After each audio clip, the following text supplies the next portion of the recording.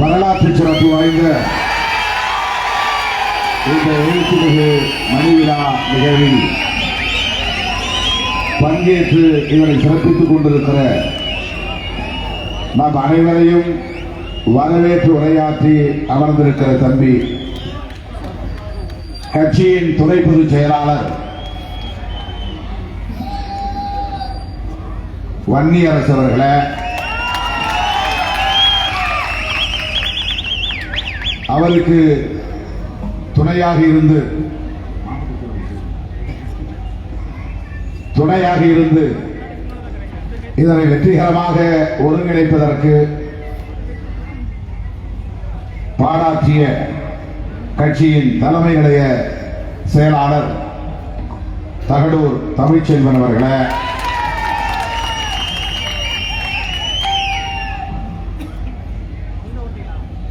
இந்த நிகழ்வில் பங்கேற்று இதனை சிறப்பிக்கிற வகையில்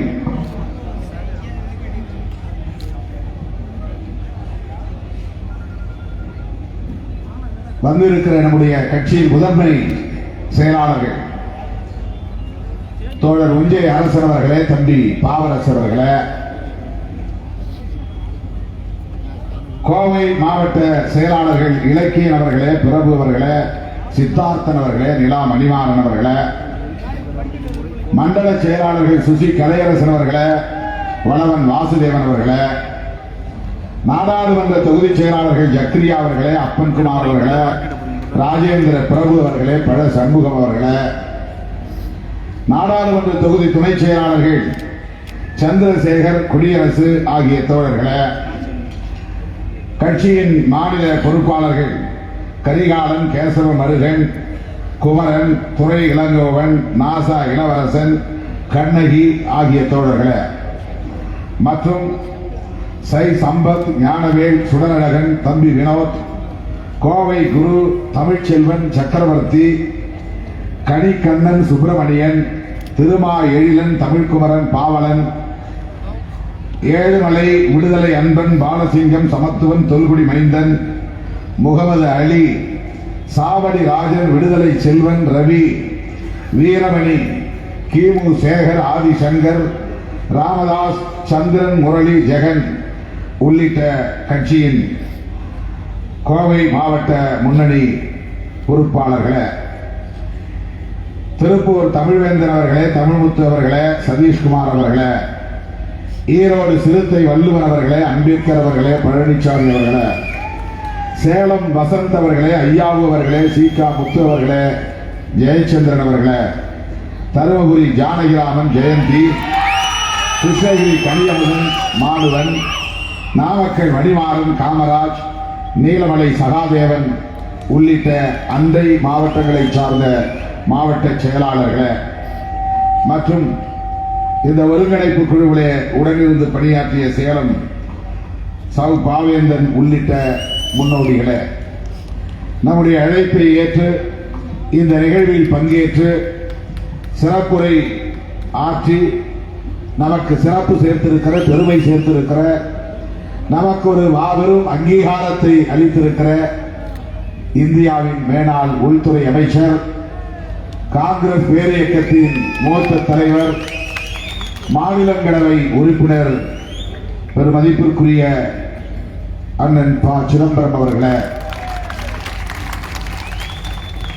தமிழக முதல்வர் அண்ணன் தளபதி அவர்களின் வாழ்த்துறையோடு தமது வாழ்த்துறையை இணைத்து வழங்கி நமக்கு சிறப்பு சேர்த்து விடைபெற்று சென்றிருக்கிற தமிழக அரசின் மின்சாரத்துறை அமைச்சர், கோவை மாவட்டத்தின் பொறுப்பாளர் மாண்புமிகு அண்ணன் செந்தில் பாலாஜி அவர்களே,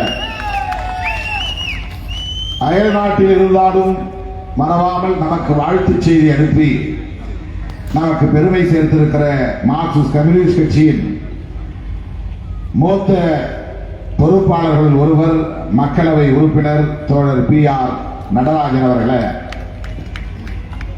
இடதுசாரிகள் என்றென்றும் விடுதலை சிறுத்தைகளோடு கரம் கோர்த்து நிற்போம், களம் காண்போம் என்று ஒரு உறுதியை வழங்கி உரையாற்றி விடைபெற்று சென்றிருக்கிற இந்திய கம்யூனிஸ்ட் கட்சியின் மூத்த தலைவர்கள் ஒருவர், மக்களவை உறுப்பினர் தோழர் கே சுப்பராயன் அவர்களே, இயக்கமாக இருந்த காலத்திலிருந்து இந்த நாள் வரையில் என்றென்றும் நமக்கு தோழமையாகவும் சகோதரத்துவமாகவும் இருந்து நம்மை ஊக்கப்படுத்திக் கொண்டிருக்கிற மனிதநேய மக்கள் கட்சியின் தலைவரும் சட்டமன்ற உறுப்பினருமான பேராசிரியர் அண்ணன் ஜவாஹிருல்லா அவர்களே,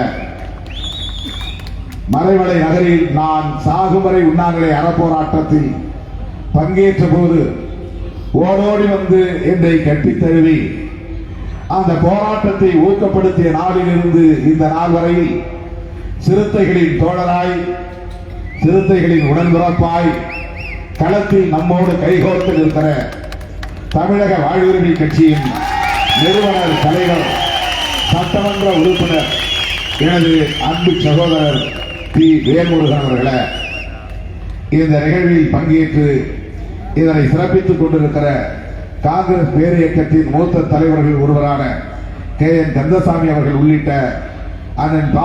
சிதம்பரம் அவர்களோடு வருகை தந்திருக்கிற காங்கிரஸ் பேரியக்கத்தின் முன்னணி தலைவர்களே, தோழமை இயக்கங்களை சார்ந்த தலைவர் பெருமக்களே, கண்ணு கெட்டிய தூரம் வரையில் கடலை திறந்திருக்கிற என் உயிரான விடுதலை சிறுத்தைகளே, உங்கள் அனைவருக்கும் என்னுடைய பணிவார்ந்த வணக்கத்தை தெரிவித்துக் கொள்கிறேன். பெயர்கள் விடுபட்டிருந்தால் பொறுத்தருள வேண்டுகிறேன். 9 மணிக்குள்ளாக இந்த நிகழ்வை நிறைவு செய்ய வேண்டும்.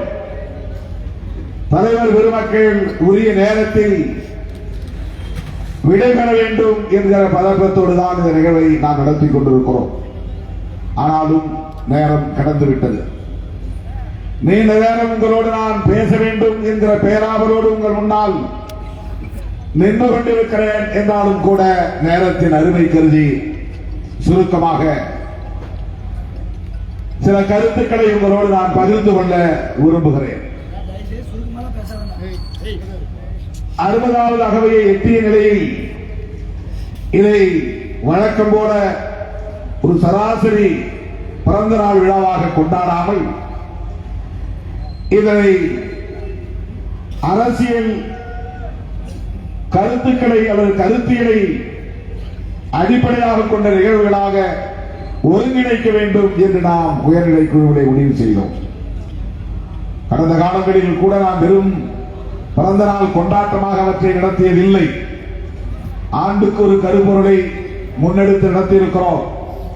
கொரோனாவுக்கு முந்தைய ஆண்டிலிருந்து பணம் விதைகளை ஊன்றும் திட்டத்தை, செயல் திட்டத்தை நடைமுறைப்படுத்தினோம். ஓர் ஆண்டு முழுவதும் ஒரு பிறந்த நாள் தொடங்கி இன்னொரு பிறந்த நாள் வரையில். கடந்த ஆண்டு சமூக நீதி சமூகங்களின் ஒற்றுமை என்பதை ஒரு தீம் கருப்பொருளாக முன்வைத்தோம்.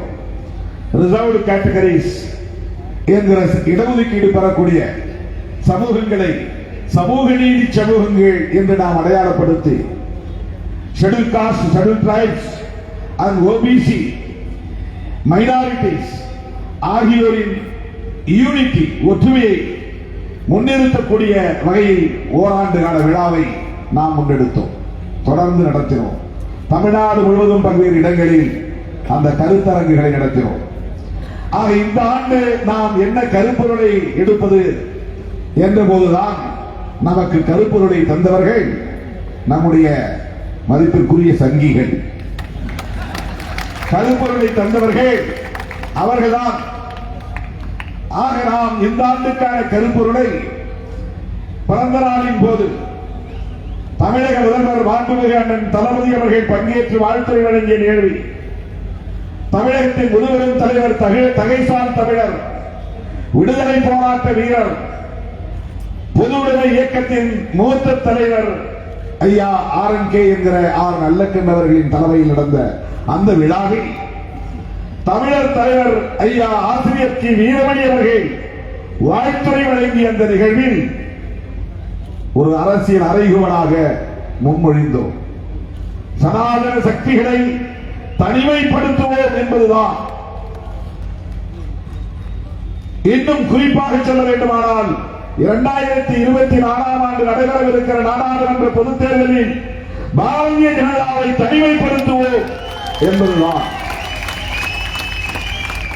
அதற்கு இணையாக ஜனநாயக சக்திகளை ஐக்கியப்படுத்துவோம் என்கிற முழக்கத்தை நாம் கருப்பொருளாக முன்வைத்தோம்.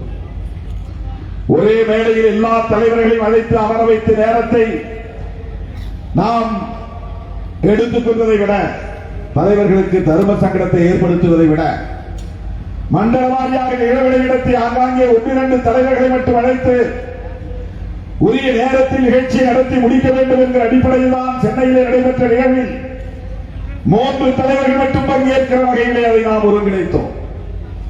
அதற்கு அடுத்த நிகழ்வாக தென் மாவட்டங்களை ஒருங்கிணைத்து மதுரை மாநகரத்தில் கடந்த திங்கள் 28ஆம் நாள் நடத்திய நிகழ்வில்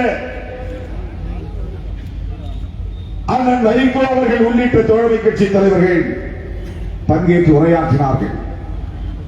அண்ணன் முத்தரசன் அவர்களும் பங்கேற்று உரையாற்றினார். அடுத்த நிகழ்வு மேற்கு மாவட்டங்களை மையப்படுத்தி கோவையில் நாம் ஒருங்கிணைத்திருக்கிற இந்த நிகழ்வுதான்.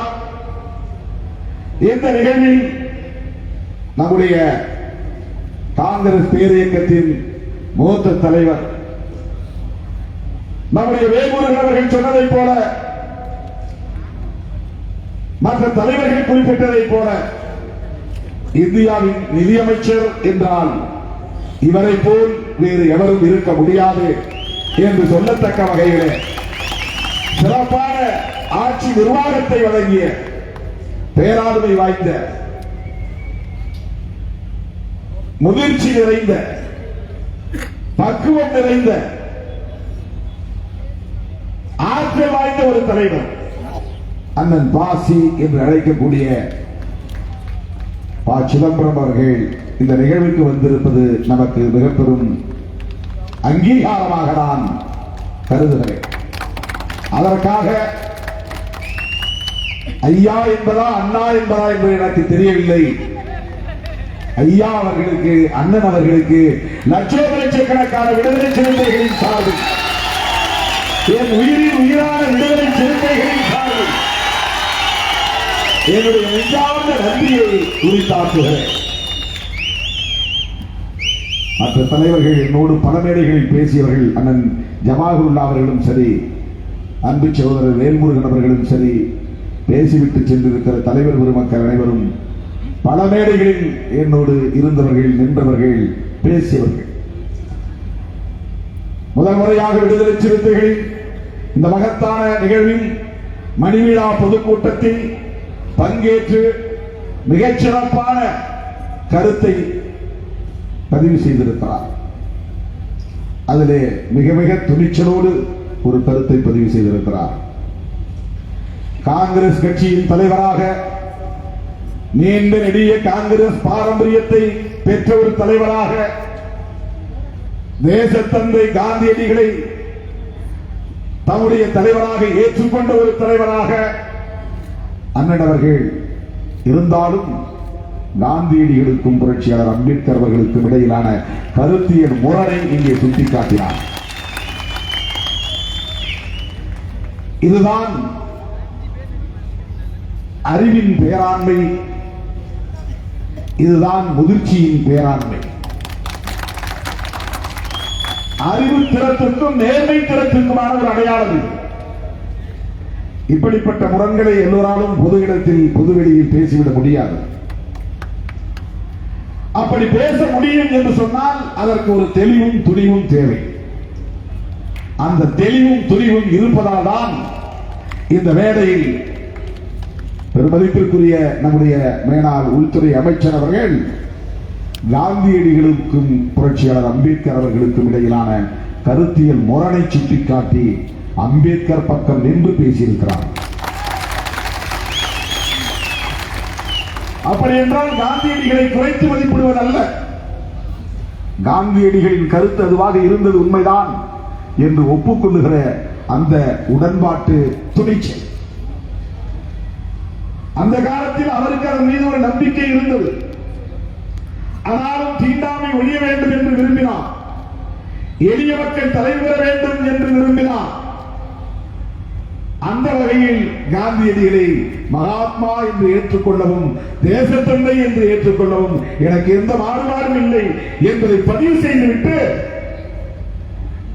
புரட்சியாளர் அம்பேத்கரின் கருத்து சரியானது, அந்த திசை வழியில் பயணப்பட வேண்டிய தேவை இருக்கிறது, நாடு அந்த விவாதத்தை கூர்மைப்படுத்த வேண்டிய தேவை இருக்கிறது என்பதை இங்கே பதிவு செய்திருக்கிறார்.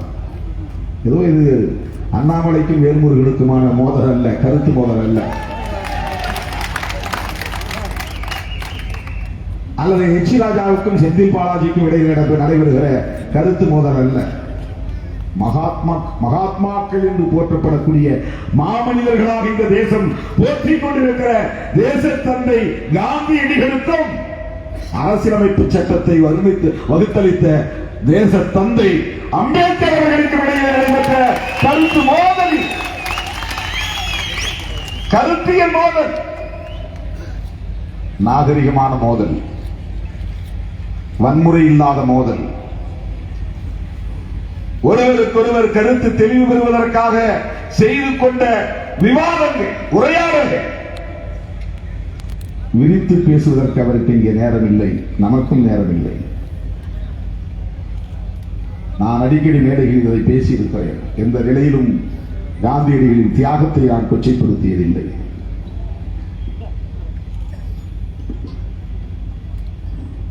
அந்த விவாதம் இன்றைக்கு சூடு பிடித்திருக்கிறது.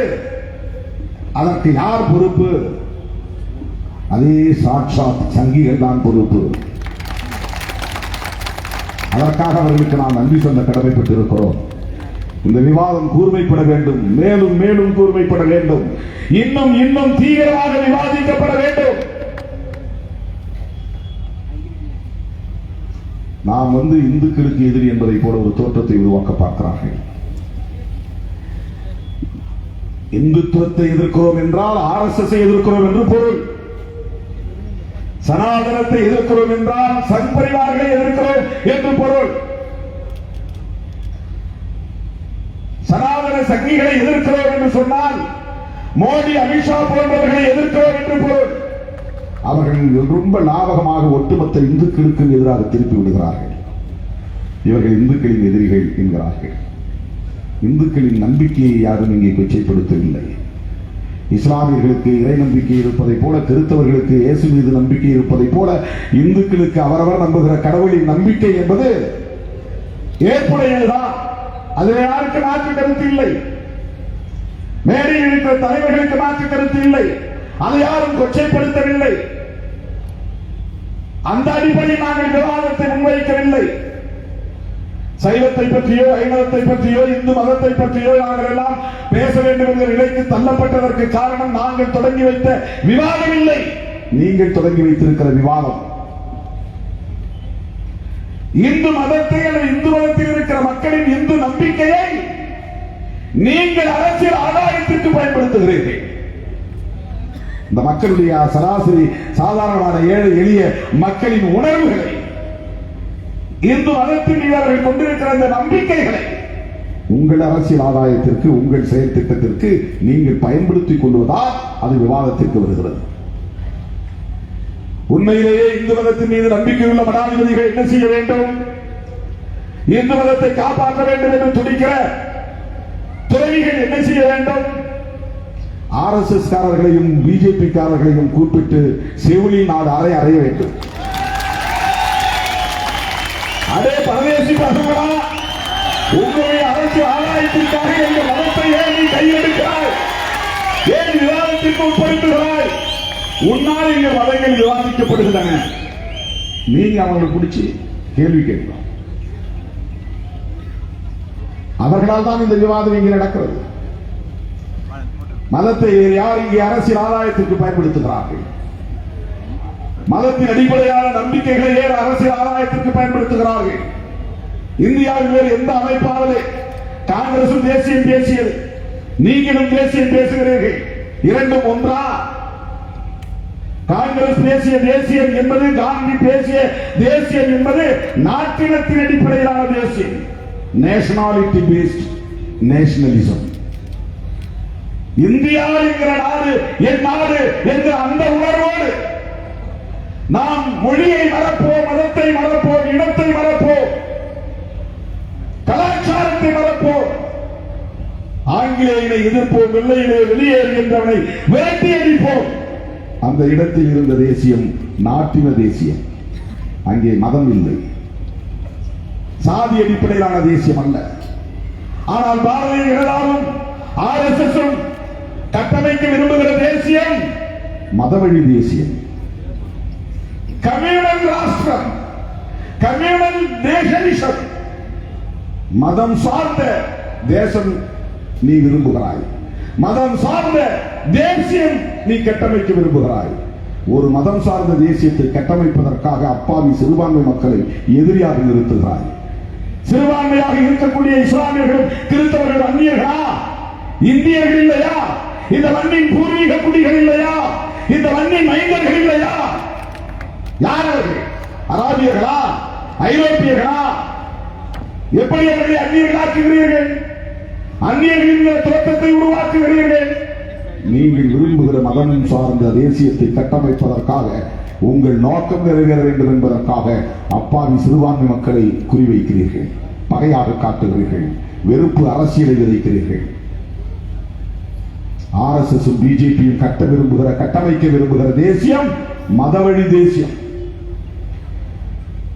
தமிழ் தேசியம் என்பது மொழிவழி தேசியம். இந்திய காங்கிரஸ் பேசிய தேசியம் நாட்டின வழி தேசியம். பிஜேபியும் RSS பேசுகிற தேசியம் மதவழி தேசியம். இந்து ராஷ்டிரம் என்பதை விட கம்யூனல் ராஷ்டிரா என்பதுதான் சரி. கம்யூனல் ராஷ்டிரம் என்ன சொல்லுகிறார்கள் என்றால், பாகிஸ்தான் மதம் சார்ந்த நாடாக இல்லையா, மதம் சார்ந்த அரசாக இல்லையா? இலங்கை மதம் சார்ந்த நாடாக இல்லையா, மதம் சார்ந்த அரசாக இல்லையா? மியான்மர் மதம் சார்ந்த நாடாக இல்லையா, அரசாக இல்லையா? உலகத்தில் இருக்கிற எல்லா நாடுகளும் அப்படி இருக்கிற போது இந்தியா அப்படி இருந்தால் என்ன என்ற ஒரு லாஜிக் வைக்கிறார்கள். இது நீங்கள் சிலை வைத்து எழுப்பியிருக்கிற பட்டேல் காலத்திலும் விவாதிக்கப்பட்டது. சர்தார் பட்டேல் காங்கிரஸ்காரர், அவருக்கு சிலை வைக்க நீங்கள் யார்? என்ன அருகதை இருக்கிறது, என்ன கருவி இருக்கிறது? ஏன் நீங்கள் சிறை வைக்கிறீர்கள்? காந்தியை சிறுமைப்படுத்த விரும்புகிறார்களா? காந்தியை சிறுமைப்படுத்த விரும்புகிறார்களா? கோட்சேவை உயர்த்தி பிடிக்கிறார்கள், சாவர்கரை போற்றுகிறார்கள், காந்திக்கும் மலர் தூவுகிறார்கள், கோட்சேவுக்கும் வீர வணக்கம் செலுத்துகிறார்கள். எவ்வளவு பெரிய நடிப்பு, உலக மகா நடிப்பு. அம்பேத்கரையும் போற்றுகிறார்கள், அரசியல் சட்டத்தை தொட்டு வணங்குகிறார்கள், சாதி அடிப்படையில் சமூகத்தை பிளவுபடுத்துகிறார்கள். இந்தியர்களை இந்துக்கள் என்றும் இந்துக்கள் அல்லாதவர்கள் என்றும் மத அடிப்படையில் பிளவுபடுத்துகிறார்கள். இந்துக்களை உயர்ந்த சாதியினர் தாழ்ந்த சாதியினர் என்று சாதி அடிப்படையில் பிளவுபடுத்துகிறார்கள். பிளவுவாத பிரிவினைவாதம் தான், சமூக பிரிவினைவாதம் தான் RSS உடைய அரசியல் கோட்பாடு, சமூக செயல் திட்டம், சோசியல் அஜெண்டா, பொலிட்டிக்கல் அஜெண்டா, அரசியல் செயல் திட்டம். RSS ஒரு கலாச்சார இயக்கமாக மட்டுமே இயங்குகிறதா? மோடியை வேட்பாளராக்கியது யார்? RSS பிஜேபியா? RSS எப்படி ஒரு கலாச்சார இயக்கமாக இருக்க முடியும்? அது ஒரு அரசியல் இயக்கம். அதனுடைய நோக்கம் என்ன? பல பேருக்கு அரசியல் அடிப்படையை பார்த்தால் காங்கிரஸ் தான் எதிரி என்று தோன்றும். பிஜேபியின் RSS உண்மையான எதிரி. அரசியல் களத்தில், தேர்தல் அரசியல் களத்தில், வாக்கு வங்கி அரசியல் களத்தில் காங்கிரஸ் எதிரியாக தோன்றலாம்.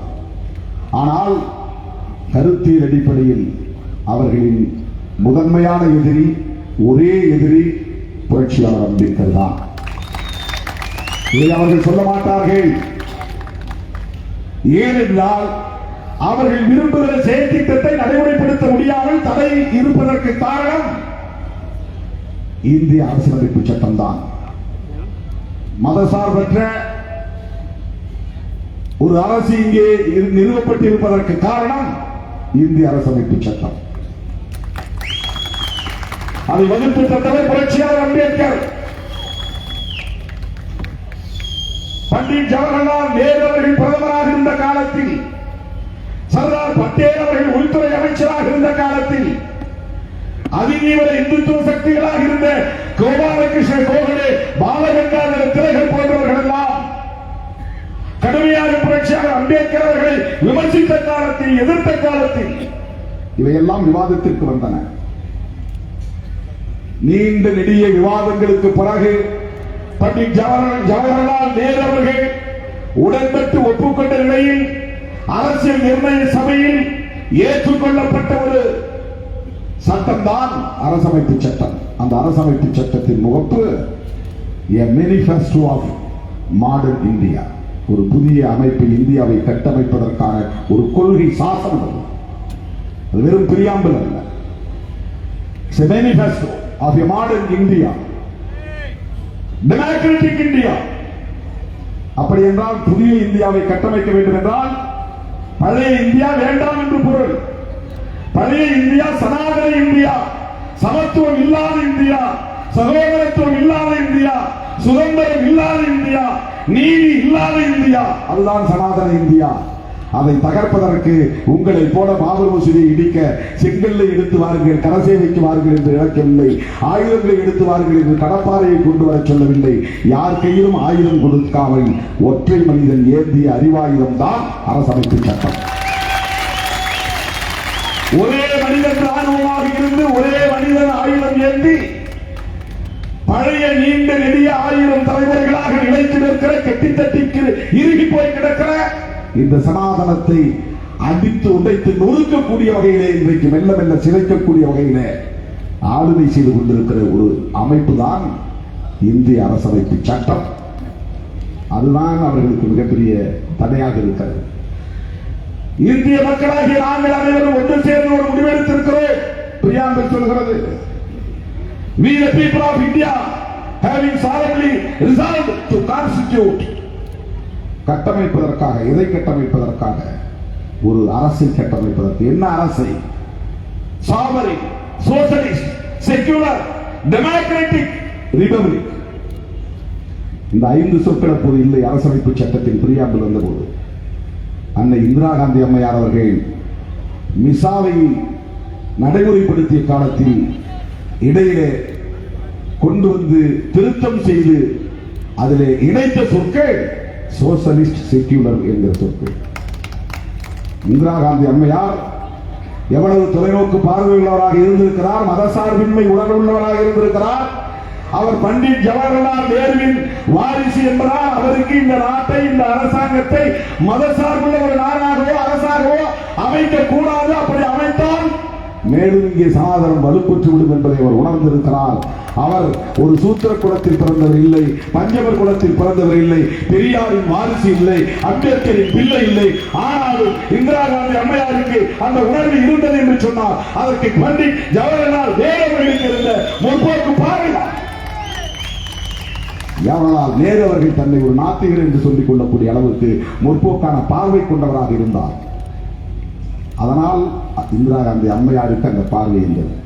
அவரும் ஒரு ஆர்த்தோடாக்ஸ், ஒரு பழமைவாத கன்சர்வேட்டிவ் ஃபேமிலி, ஒரு குடும்பத்திலே இருந்து வந்திருந்தால் அவரும் இதை மதசார்புள்ள ஒரு நாடாக, மதசார்புள்ள ஒரு அரசாக மாற்றியிருப்பார். இங்கே ஒரு மதம் இருக்கிறது. உலகத்தில் இருப்பதை போல எல்லா மதத்தையும் போல சகோதரத்துவத்தை பேசுகிற மதம் இல்லை இது. இங்கே ஒரு மதம் இருக்கிறது. உலகத்தில் உள்ள பிற மதங்களை போல மனிதநேயத்தை உயர்த்தி பிடிக்கிற மதம் இல்லை. அதுதானே சிக்கல். நீ இஸ்லாத்தை விமர்சிக்கிறாயா என்கிறார்கள். இஸ்லாத்தில் இருக்கிற சகோதரத்துவம் இதில் இருக்கிறதா? நீ கிறிஸ்தவத்தை விமர்சிக்கிறாயா என்கிறார்கள் மூடர்கள், அற்பர்கள். அந்த கிறிஸ்தவத்தில் இருக்கிற சகோதரத்துவம் இதில் இருக்கிறதா? வேறு மதங்களை உன்னால் விமர்சிக்க முடியுமா என்கிறார்கள். நான் வேறு மதத்தை சார்ந்தவராக இருந்தால் என்னால் விமர்சிக்க முடியாது. நானும் தப்பித்தவரி உன் அடையாளத்தோடு அல்லவா பிறந்திருக்கிறேன். எனக்கு அந்த முத்திரை அல்லவா சுட்டப்பட்டிருக்கிறது. புரட்சியாளர் அம்பேத்கர் அவர்கள் சொன்னாரே ஏழோ மாநாட்டில் 1935 பேசுகிற போது, பறக்கும் போது ஒரு இந்துவாக நான் பிறந்திருக்கலாம், அந்த முத்திரையின் மீது குத்தப்பட்டு விட்டது. இறக்கும் போது ஒரு இந்துவாக நான் சாக மாட்டேன். இப்படி ஒரு தலைவன் அல்லது ஒரு மனிதன் சொல்லக்கூடிய நிலை இருக்கிறது என்றால் யோசித்து பார்க்க வேண்டாமா? திருமாவளவனை போல் எங்கோ ஒரு ஓரத்திலே நின்று, ஒரு வீதியிலே நின்று கத்திவிட்டு போகிற ஆளா புரட்சியாளர் அம்பேத்கர்?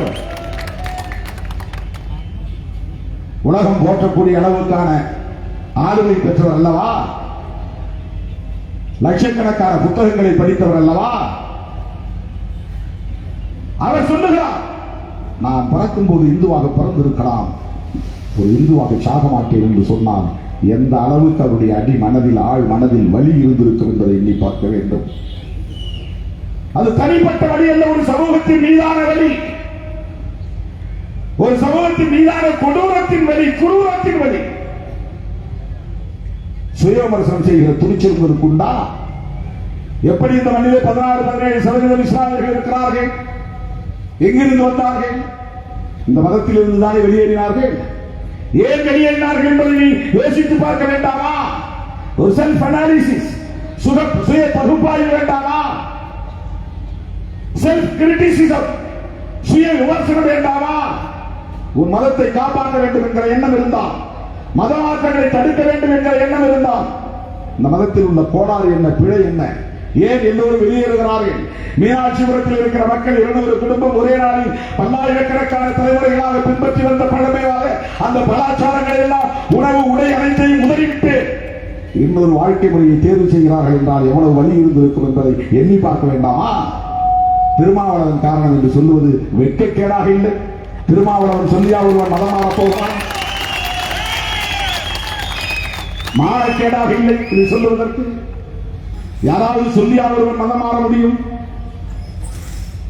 ஆசை காட்டியா மதம் மாற்ற முடியும்? பல்லாயிரக்கணக்கான தலைமுறைகளாக பின்பற்றி வந்த பழக்க வழக்கங்களை எல்லாம், கலாச்சாரத்தை எல்லாம் ஒருவன் ஒரே இரவில் உதறுகிறான் என்றால் எந்த அளவுக்கு அவன் வழிகளை சுமந்திருக்க வேண்டும்? சுய விமர்சனம் செய்கிற துணிச்சல் உங்களுக்கு உண்டா? மோகன் பகவத் சொல்லிவிட்டு போயிருக்கிறார் என்பதை விட உணர்விட்டு போயிருக்கிறார், புதற்றிவிட்டு போயிருக்கிறார். சாதி வர்ணம் எல்லாம் கடந்த கால விஷயங்கள், இறந்த கால விஷயங்கள், அவற்றை எல்லாம் மறந்து விடுங்கள். ஏன் சொல்ல மாட்டேன்? ஒரே ஒரு நாள் சூத்திரனாக வாழ்ந்து பார்த்தால் முடியும், தெரியும். அறிஞர் இன்குலாப் சொன்னார், பார்ப்பனியத்தின் கொடூரத்தை உணர வேண்டுமானால் பறையனாய் வாழ்ந்து பார் என்று சொன்னார்.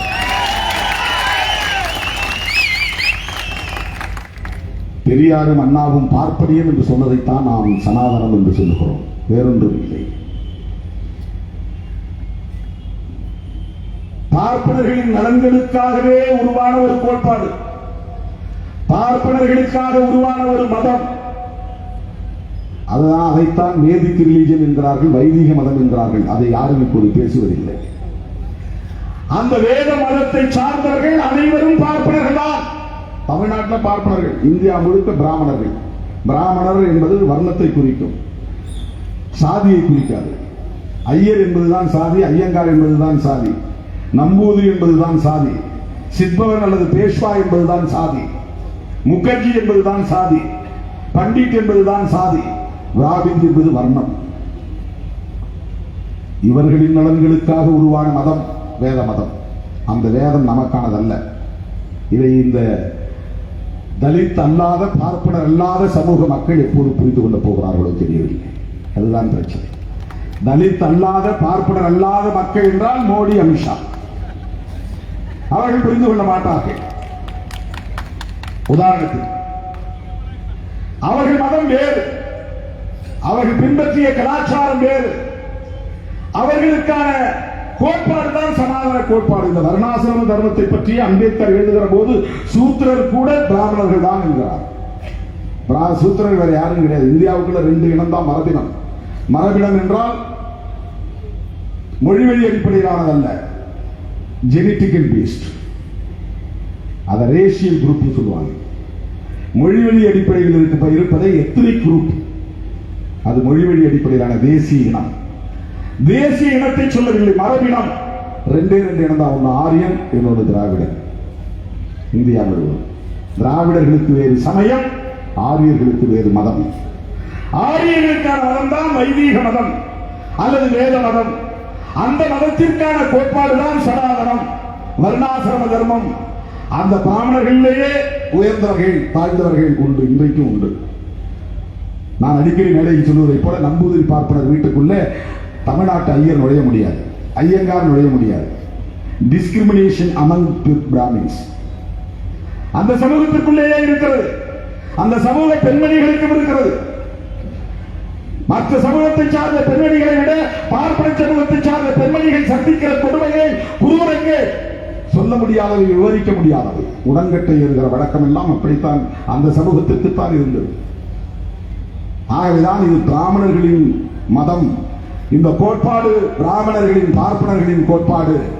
எனவே அதை பெரியாரும் அம்பேத்கரும் பார்ப்பனியம் என்று அடையாளப்படுத்தினார்கள். அவர்கள் கிளைம் பண்ணதில்லை. அவர்கள் இன்றைக்கு கிளைம் செய்வது இந்துத்துவா என்பது. இந்துத்துவா என்பது இந்து பெயரில் தங்களை பாதுகாத்துக் கொள்வதற்காக பிற சாதி இந்துக்களோடு தங்களை இணைத்துக் கொண்டு பார்ப்பனர்கள் தனிமைப்பட்டு போகாமல் பாதுகாத்துக் கொள்வதற்காக ஒளிந்து கொள்ளக்கூடிய ஒரு கருத்துதான் இந்துத்துவா. அதனால்தான் நம்ம இந்துத்துவான்னு சொல்ல வேண்டாம், சனாதனம் சொல்லுவோம்.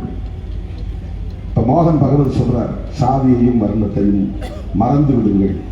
நான் கேட்கிறேன், திரு மோகன் பகவத் அவர்களே, சாதியும் வர்ணமும் மறந்துவிடக்கூடியவை அல்ல. வேரோடும் வேரடி மண்ணோடும் கெல்லி எரிந்து அழித்தொழிக்கப்பட வேண்டியவை, அழித்தொழிக்கப்பட வேண்டியவை. எதில் சாதி இல்லை, இல்ல மதம் இல்லை. உனக்கு ஏன் அக்ரஹாரம் தனியா இருக்கு? அக்ரஹாரம் இல்லைன்னா சாதியை மறந்துடும். சாதி இந்துக்கள் குடியிருக்கிற வசிப்பிடத்திற்கு ஊர் திரு, தலித்துகள் வசிக்கிற வசிப்பிடத்திற்கு சேரி, பார்ப்பனர்களுடைய வசிப்பிடத்திற்கு அக்ரஹாரம். ஒரு காலத்தில் பார்ப்பன சேரின்னு இருந்துச்சு. எல்லா சமூகமும் வாழக்கூடிய வசிப்பிடத்திற்கு சேரின்னு தான் பேரு. எல்லா சமூகத்தினுடைய பச்சேரி என்றால் பல்லர்களும் பள்ளிகளும் வசிக்கக்கூடிய இடம் பச்சேரி. இடைச்சேரி என்றால் இடையர்கள் வசிக்கக்கூடிய இடம். பார்ப்பனச்சேரி என்றால் பார்ப்பனர்கள் வசிக்கக்கூடிய இடம். தமிழில் இருந்திருக்கு. எல்லாம் சேர்ந்து வாழும் இடம் சேரி, அவ்வளவுதான். ஆனால் சனாதனம் என்ன செய்கிறது? அக்ரஹாரம் என்று அதற்கு பெயர் சூட்டுகிறது. அந்த அக்ரஹாரத்துக்குள்ளே ஒரு சாதி இந்து போய் வீடு வாங்க முடியுமா, அல்லது அங்கே போய் வாடகைக்கு தங்க முடியுமா, அல்லது ஒரு மனை வாங்க முடியுமா? அக்ரஹாரத்தில் ஏதாவது ஒரு இடத்திலே காட்டுங்க, நகர்ப்புறத்திலே கூட. அவர்கள் வசிக்கிற இடம் அக்ரஹாரம், சாதி இந்துக்கள் வசிக்கிற இடம் ஊர்தரு, தலித்துகள் வசிக்கிற இடம் சேரி, மீனவர்கள் வசிக்கிற இடம் குப்பம், பழங்குடி மக்கள் வசிக்கிற இடம் பேர் தெரியல. அதுவும் சேரியாக இருக்கு, காலனியா இருக்கும். இந்த பாகுபாடிய சாதி இல்லை என்றால், வர்ணம் இல்லை என்றால் இது எங்கிருந்து வந்தது? பார்ப்பனர்களிடம் பொருளை கொடுக்கும் போது தொட்டு கொடுக்கிற சங்கராச்சாரி ஆந்திர பிரதேச கவர்னர் நம்முடைய அக்கா தமிழிசை அவர்கள் வாங்குகிற போது தூக்கி போடுவதே சனாதனம் எங்கே இருக்கிறது, வர்ணம் எங்கே இருக்கிறது என்று சொல்லுகிற மோகன் பகவத் அவர்களே, இதற்கு என்ன பொருள்? சாதியும் இல்லை, வர்ணமும் இல்லை.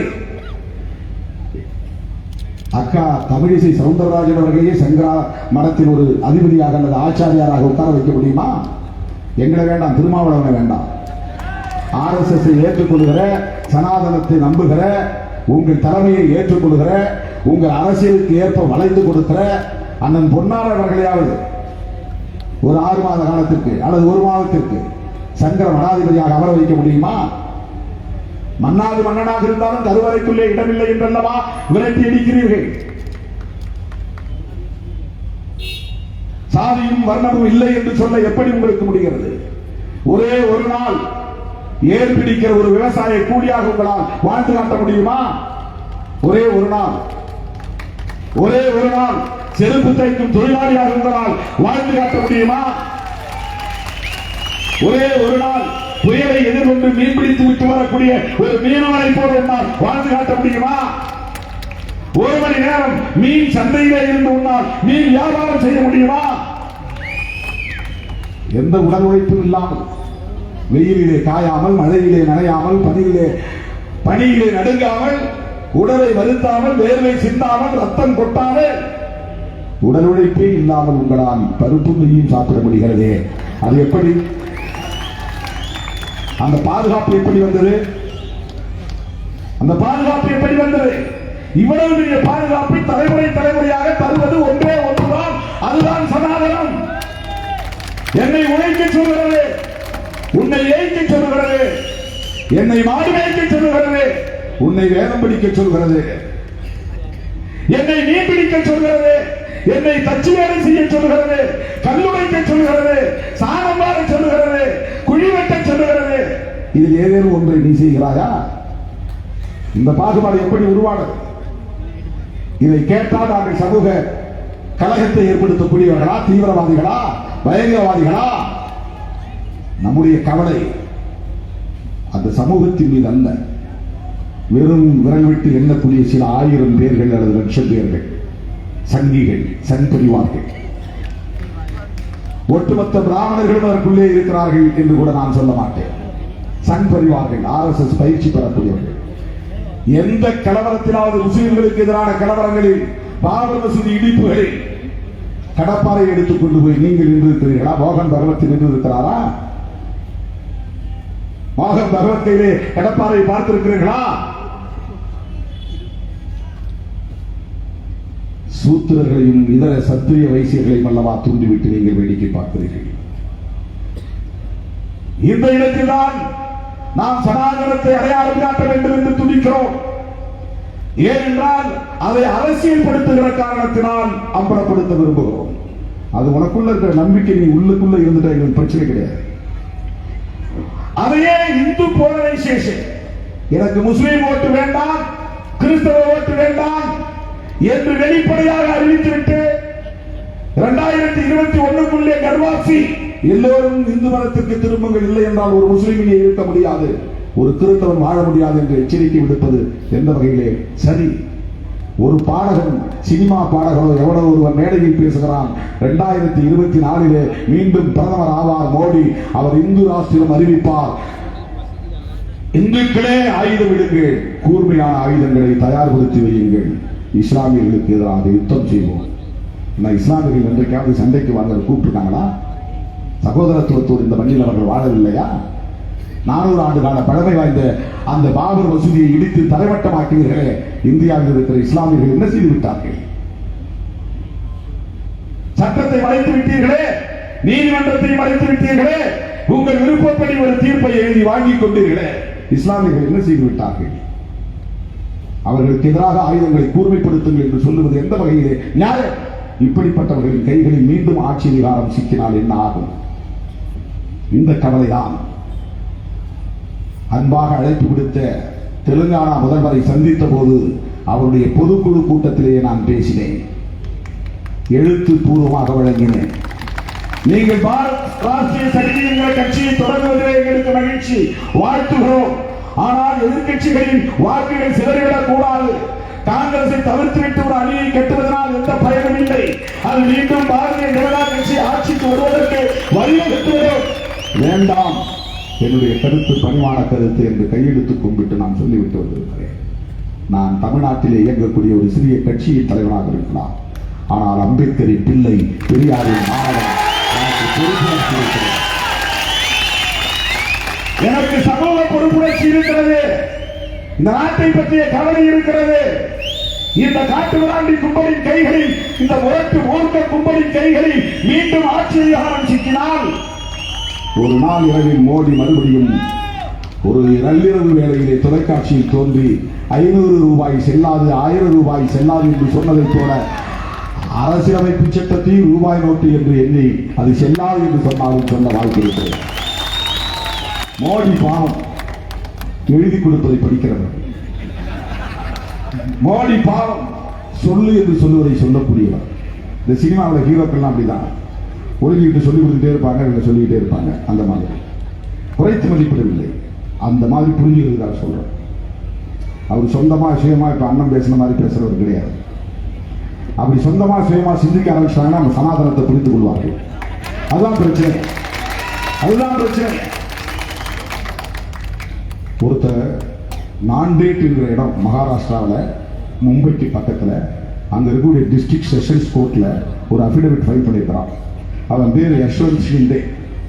அவன் அபிடவிட் அதிகாரபூர்வமாக பதிவு செய்திருக்கிறான். அதை என்ன சொல்றான்னா, 18 வயசுல நான் RSSல போய் சேரல, இப்ப வெளியேறுகிற வரையில் அந்த இயக்கங்கள்ல தான் இருந்த, விஸ்வ இந்து பரிஷத்துல கொஞ்ச நாள் இருந்தேன், பல்வேறு விதமான வலதுசாரி அமைப்புகள்லாம் இருந்த.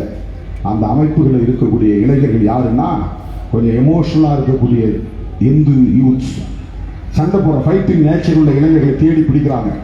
பிடிச்சிட்டு போய் ஜம்மு காஷ்மீர் மாதிரியான இடங்களை கொண்டு வச்சு பயிற்சி கொடுக்குறாங்க. என்ன பயிற்சி கொடுக்குறாங்க?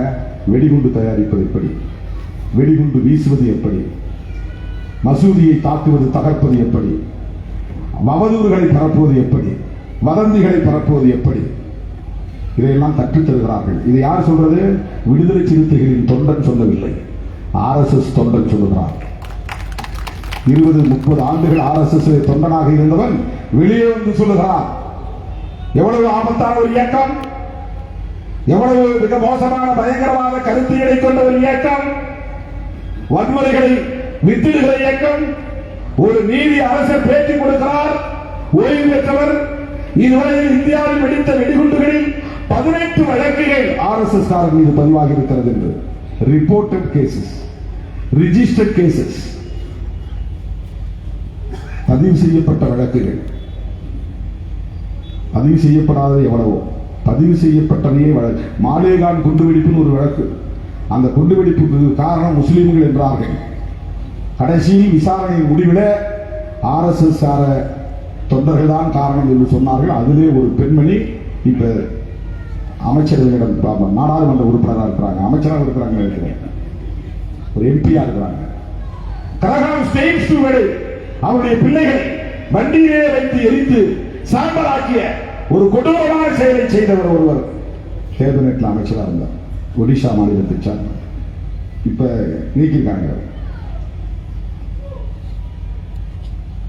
அந்த நாடாளுமன்ற அவையில் ஜவஹர்லால் நேரு அமர்ந்திருந்த அவையில், புரட்சியாளர் அம்பேத்கர் அமர்ந்திருந்த அவையில், பூபேஷ் குப்தா அமர்ந்திருந்த அவையில் இன்றைக்கு குண்டுவெடிப்பில் சம்பந்தப்பட்ட குண்டர்கள் அமர்ந்திருக்கிறார்கள். சமூக நீதி குரல் எழுப்பப்பட்ட அந்த அவையில் இன்றைக்கு ஜெய் ஸ்ரீராம் ஜெய் ஸ்ரீராம் என்கிற குரல் எழுப்பப்படுகிறது. யோசித்து பாருங்கள் தோழர்களே, தமிழ்நாட்டை குறிவைத்து விட்டார்கள். இவ்வளவு நாட்கள் இந்தியாவிலேயே ஒரு தீவாக இருந்த மாநிலம் தமிழ்நாடு மட்டும்தான். கேரளாவிலே கூட அவர்கள் வாலாட்டுகிறார்கள், ஆனால் முடியவில்லை, அது வேறு, சுருட்டிக் கொள்கிறார்கள் அவ்வப்போது. கர்நாடகாவிலே வாலாட்டுகிறார்கள். இதுவரை வாலாட்ட முடியாத ஒரே இடம் தமிழ்நாடு தான். இப்போது அண்ணாமலை என்கிற சூத்திர இந்துவை வைத்து வாலாட்ட வைக்கிறார்கள். ராஜா என்கிற பிராமண இந்துவை வைத்து வாலாட்ட முடியவில்லை. அவர் சும்மா நம்மளை பார்த்து தீய சக்தின்னு சொல்லிட்டு உட்கார்ந்திருக்கார்.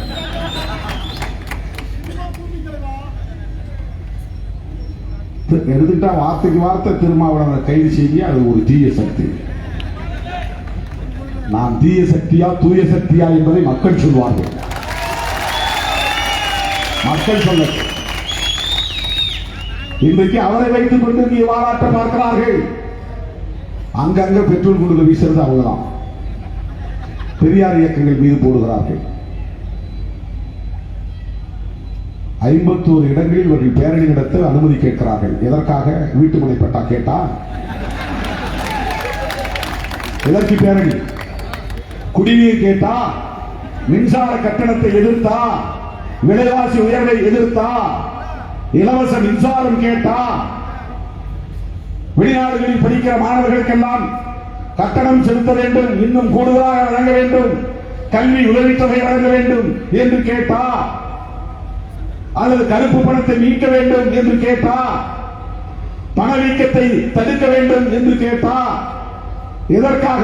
பெட்ரோல் டீசல் விலை உயர்வை கட்டுப்படுத்த வேண்டும் என்று கேட்டா? தேர்தல் வாக்குறுதிகளை நிறைவேற்றுங்கள் தமிழ்நாட்டு முதலமைச்சரே என்று கேட்டா? RSS காரன் பேரணி நடத்த வேண்டிய தேவை எங்க தமிழ்நாட்டில்? பிஜேபி நடத்தட்டும், சரி, அவனுக்கு ஒரு அரசியல் முகம் இருக்கு, அரசியலுக்காகவாவது நடிக்கிறான், அம்பேத்கருக்கு வணக்கம் போடுறான், அரசியல் முகம். RSS முகம் அம்பேத்கருக்கு வணக்கம் போடுவதில்லை, தேசிய கொடியை நாம் ஏற்றுக்கொள்ளவில்லை. RSS முகம் காவி கொடிதான் தேசிய கொடி என்கிறார். சங்கராச்சாரியா பரிஷத் என்கிற அமைப்பை சார்ந்த ஆனந்த் ஸ்வரூப் தலைமையிலான 30 பேர் கொண்ட குழு அண்மையிலே ஒரு டிராஃப்ட் கான்ஸ்டிடியூஷனை வெளியிட்டார் உத்தரப்பிரதேசத்தில். அதை சொல்றான், அடுத்து இந்தியாவின் பெயர் 2024க்கு பிறகு இந்து ராஷ்டிரம். இந்தியாவின் தலைநகர் புதுதில்லி அல்ல, வாரணாசி. இந்தியாவின் அரசியலமைப்பு சட்டம், மனுஸ்மிருதி, ஆட்சி நிர்வாகம் சனநாயக முறைப்படி இருக்காது, வர்ணாசிரம முறைப்படி இருக்கும். கொடி இன்றைய கொடியாக இருக்காது, காவி கொடி.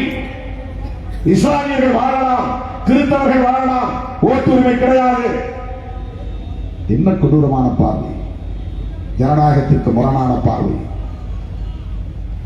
இப்படிப்பட்ட கும்பலின் கைகளில் மீண்டும் ஆட்சி விவகாரம் சிக்கினால் என்ன ஆகும்? இந்த நாட்டை காப்பாற்ற யார்? இந்துக்களை காப்பாற்ற யார் இருக்கிறார்கள்? இதுதான் கேள்வி.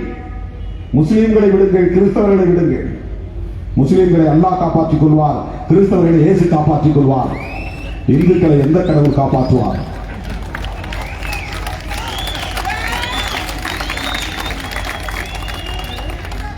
இந்துக்களை காப்பாற்றப் போவது யார்?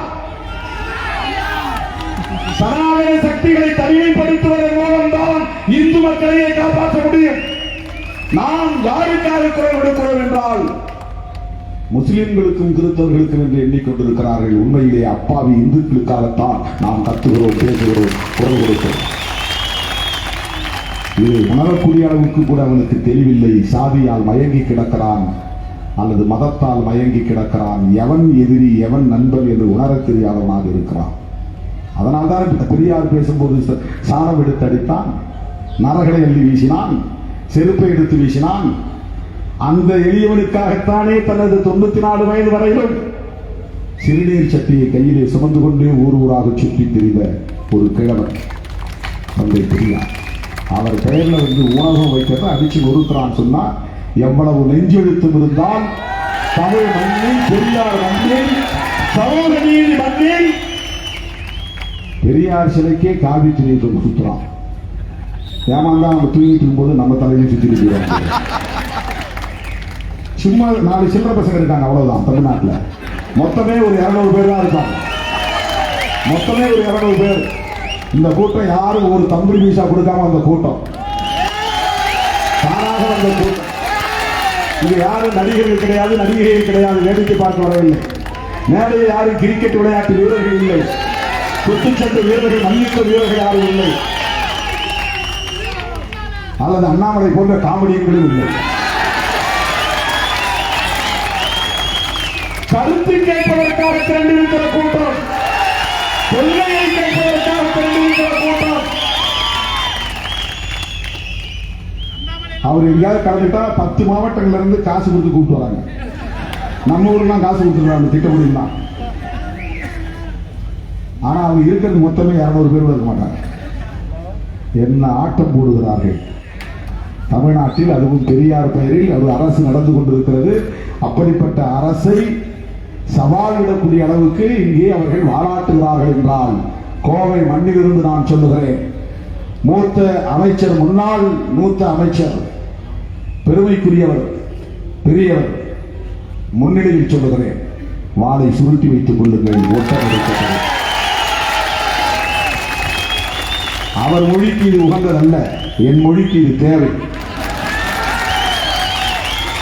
நாங்கள் நேருக்கு நேராக சவாலிட விரும்புகிறோம். என்ன சவால்? கருத்தியல் ரீதியாக விவாதிக்க வாருங்கள். சனாதனம் என்றால் என்ன பேச வாருங்கள். நான் அதிமுக உள்ளிட்ட அரசியல் கட்சிகள் அனைத்திற்கும் நான் வேண்டுகோள் விடுக்கிறேன். தயவு கூர்ந்து பிஜேபியோடு போவதை கைவிட்டு வெளியே வாருங்கள், உதவி தந்துங்கள். இவ்வளவு நாள் செய்த துரோகம் எல்லாம் போதும், இவ்வளவு நாள் செய்த தப்பெல்லாம் போதும், இவ்வளவு நாள் செய்த பிழையெல்லாம் போதும். உண்மையிலேயே நீங்கள் எம்ஜிஆர் மீது மதிப்பு வைப்பு கொடுப்பது உண்மையாக இருந்தால், மோடியா லேடியா என்று சவால் விட்டு ஜெயலலிதா அம்மையார் மீது மதிப்பு வைத்திருப்பது உண்மையாக இருந்தால், நாளைக்கு நீங்கள் அறிக்கையிட வேண்டும். இது பிஜேபியோடு எங்களுக்கு எந்த சகவாசமும் இல்லை, எந்த நட்பும் இல்லை, நாங்கள் தனித்து நிற்போம் அல்லது வேறு கூட்டணி அமைப்போம் என்று சொல்லுகிற ஒரு நிலைப்பாட்டை நீங்கள் எடுக்க வேண்டும்.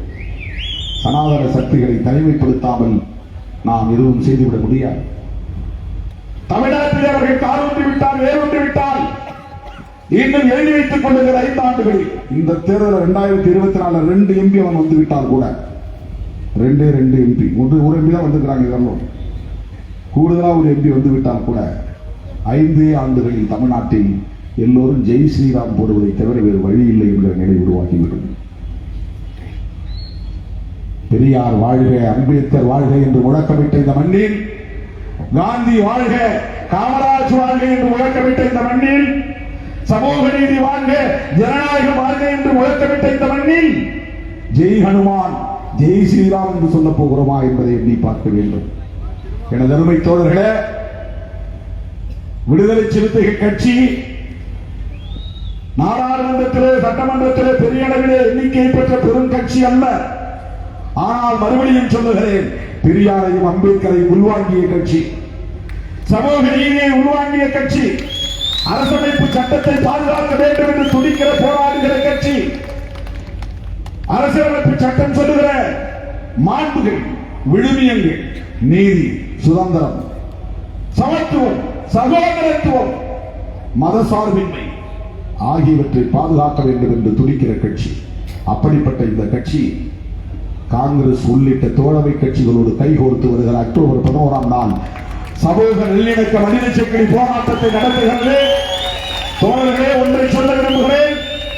எப்படி பண்டிகை காலத்தில் வேறு வேலை வைத்துக் கொள்ளாமல் பண்டிகை கொண்டாடுவதற்கு தயாராகிறோமோ, தீபாவளி அன்றைக்கு தீபாவளி கொண்டாட வெடிகள் வாங்கி வைத்துக் கொண்டு காத்திருக்கிறோமோ, கறி சமைத்து உண்ண வேண்டும், குடும்பத்தோடு மகிழ்ச்சியாக இருக்க வேண்டும் என்ற அந்த நாளை ஒதுக்குகிறோமோ, பொங்கலை கொண்டாடுவதற்கு எப்படி அந்த நாளில் உற்றார் உறவினர்களை எல்லாம் தேடி போய் அமர்ந்து உறவாடுகிறோமோ, அதை போல அக்டோபர் 11ஆம் நாள் வேறு எந்த வேலையும் வைத்துக் கொள்ளக்கூடாது. சமூக நீதியை, சமூக நல்லிணக்கத்தை பாதுகாப்பதற்கு ஒரு மனித அரணாக கைகோர்த்து நிற்க வேண்டும். கோவை என்று அங்கிங்கு எனாதபடி எங்கெங்கெல்லாம் நம்மால் முடியுமோ அத்தனை இடங்களிலும் காங்கிரஸ் ஆளுங்கட்சி என்பதால் திமுக மட்டும் தவிர காங்கிரஸ், மதிமுக, சிபிஐ, சிபிஐஎம், மனிதநேய மக்கள் கட்சி, தமிழக வாழ்வுரிமை கட்சி, இந்திய யூனியன் முஸ்லீம் லீக் கட்சி, இதெல்லாம் திமுக கூட்டணியில் இடம்பெற்றுள்ள கட்சி. இவை இல்லாமல் 40க்கும் மேற்பட்ட அமைப்புகள் ஆதரவு தெரிவித்திருக்கின்றன. இந்த அற போராட்டம் இந்தியாவை திரும்பி பார்க்க வைக்க வேண்டும். 4.5 கோடி வாக்காளர்களும் நீதிக்கு வர வேண்டும். வீதிகள் தோறும் கைகோர்ப்போம். வெறுப்பு அரசியலை விரட்டி அடிப்போம். மனித சங்கிலிக்கு தயாராவோம் என்பதை சொல்லி அண்ணன் அவர்கள் எல்லாம் விடைபெற்ற பிறகு நிற்பேன். கொண்டு வந்த பொட்டாசுகளை எடுத்துக்கொண்டு போய்விடாதீர்கள். ஒன்றிய வாரியாக அழைப்போம், நகர் வாரியாக அழைப்போம். மேடைக்கு வந்து பொட்டாசுகளை தந்துவிட்டு விடைபெறுங்கள் என்று கேட்டு முடிக்கிறேன். நன்றி, வணக்கம்.